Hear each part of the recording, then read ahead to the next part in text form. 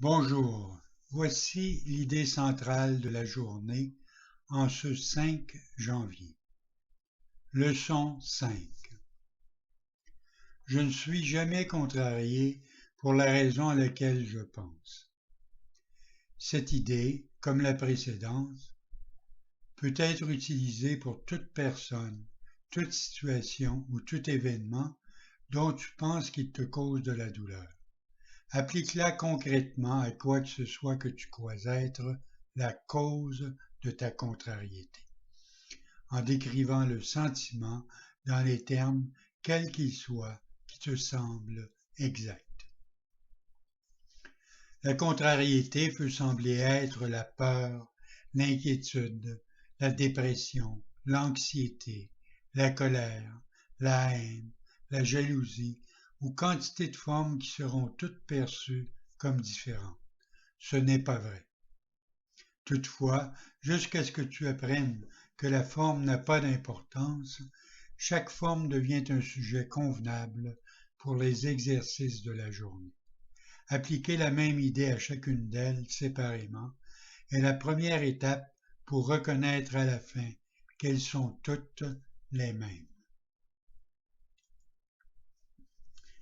Quand tu utilises l'idée du jour, concrètement, pour une cause perçue de contrariété sous quelque forme que ce soit, utilise à la fois le nom de la forme sous laquelle tu vois la contrariété et la cause que tu lui attribues. Par exemple, je ne suis pas en colère contre, pour la raison à laquelle je pense. Je n'ai pas peur de, pour la raison à laquelle je pense.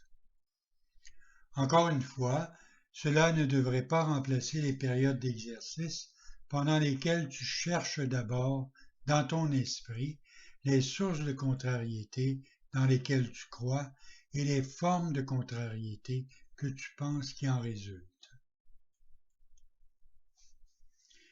Dans ces exercices, plus que dans les précédents, tu trouveras peut-être difficile de ne faire aucune distinction et d'éviter de donner plus de poids à certains sujets qu'à d'autres.